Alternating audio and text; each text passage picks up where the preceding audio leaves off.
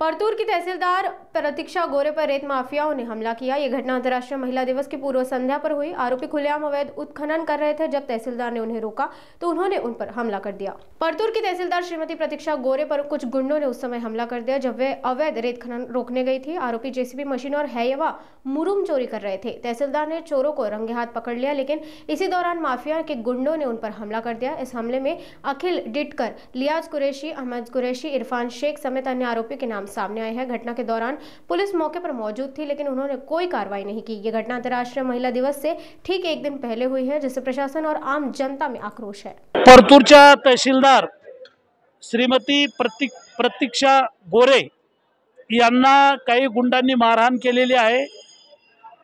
JCB machine, Poclain machine, हैवा या माध्यमातून मुरुम चोरी करीत असताना तहसीलदार तिथे गेले आणि त्यांनी ही चोरी पकडली, ही वाहनं पकडली।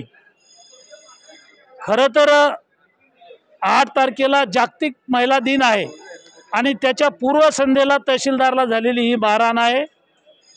ही पहिली घटना नाही, यापूर्वी अप्पर जिल्हा अधिकाऱ्यावरही असाच हल्ला झाला होता।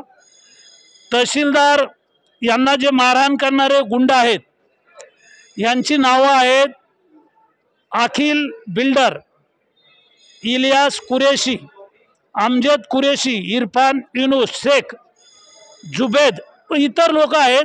यांनी मारहाण केलेली आहे। त्यांचा हात फ्रॅक्चर झालेला आहे। हे वाळू माफिया आहेत। हे मुरुम चोरतात, दगड चोरतात आणि कुठलीही कारवाई झाली तर पोलीस बघ्याची भूमिका घेतात। अद्यापपर्यंत गुन्हा जरी दाखल झाला असला तरी आरोपींना अटक केलेली नाही। इकडं आपण सावित्रीबाईच्या लेकी म्हणतो, देवी अहिल्याबाई होळकर यांच्या लेकी म्हणतो आणि जागतिक महिला दिनाच्या पूर्वसंध्येला अधिकाऱ्यांना अशी मारहाण होते। मी जिल्हाधिकारी आहेत, पोलीस प्रमुख आहेत, यांना कडक शब्दात सूचना दिल्या, आरोपींना तात्काळ जेरबंद करा, त्यांच्यावर राष्ट्रीय सुरक्षा कायद्याखाली गुन्हा दाखल करा, अशा प्रकारचं जिल्हा पोलीस प्रमुख आणि जिल्हाधिकाऱ्यांना बोललो। सभागृहात हा विषय मांडला। माननीय अजितदादा पवार यांना, उपमुख्यमंत्री महोदयांना मी बोललो की या लोकांवर राष्ट्रीय सुरक्षा कायदा लावून यांना जेलमध्ये टाकलं पाहिजे। आज उपमुख्यमंत्री निवेदन करणार आहेत, तोपर्यंत त्यांना अटक होईल असं वाटतं।